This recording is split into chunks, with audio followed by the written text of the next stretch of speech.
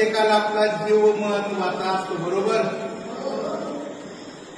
आपण पण घाबरतो आणि समोरचा पण घाबरतो.